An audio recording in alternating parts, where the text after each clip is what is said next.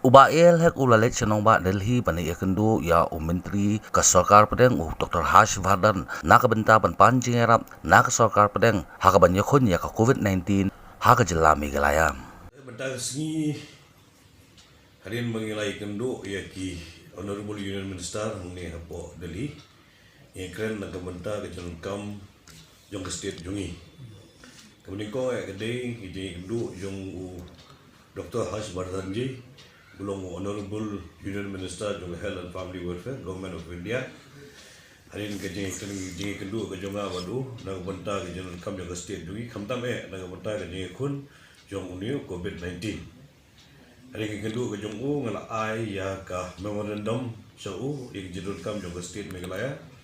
Kam tame nak benta ka fund man baga financial position jong state jungi kelong gaba dunawa benta. Jadi ada tahu ni bansi bantuan dikendu ya Minister jongka Health Department Government of India ban ai ya ke Jingiarap dalam tak kejunun kam jongka state Meghalaya ke jungi. Jadi Meghalaya summit ya ke memorandum baca ke city ke Bangilawan dalam tak kejunun kam jongka state ke jungi. Tiulah ai yang ni ya ke assurance nak liang jong Minister dan pada kejunun kam ke bawah ke state jungi ke kam. Tiga ni ketika jadi kedua jungi bermenikong kalong gawe ke kampungsan kedai nak benda ban ai ni ya ka hospital kata ke infectious disease hospital nang tak Meghalaya ya kaniru ula ai yang ni ya jing kular one set up ya gawe ke hospital ka bagi tip kum ka infectious disease hospital hapo Meghalaya jungi.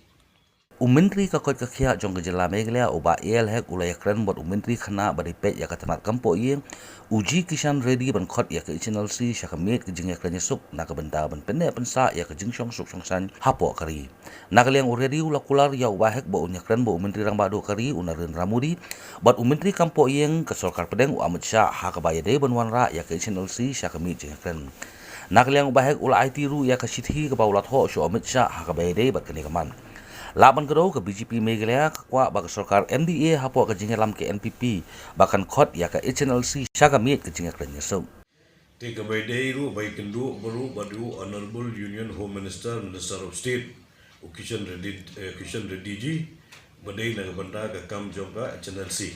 Badai kam namta ke HNLC awalai kendu yo la sutuna cibone mau menyui ba ki Balitan Group kemat kileno jongka Meghalaya ke jungi ke HNLC kila kloy ban wan no sha underground man yo e man yakan yesuk nak benta benora e kasuk ka sign nak daga jingsuk hapo ke state Meghalaya tiula kemen cibone ba lo ongdu benra ya gane kubor dalade hi chapo Prime Minister Honorable Prime Minister jungi Narendra Modi ji bat kumjuru sha Honorable Home Minister jongka Government of India Amit Shah ji. Tiada orang hidup lagi, banun sim ya ka inisiatif, naga benta, banun penpoi kani kubor, naga benta banun warra, ikannya iklan isuk, habdeng jong Sorkar kami, bat ka HNLC.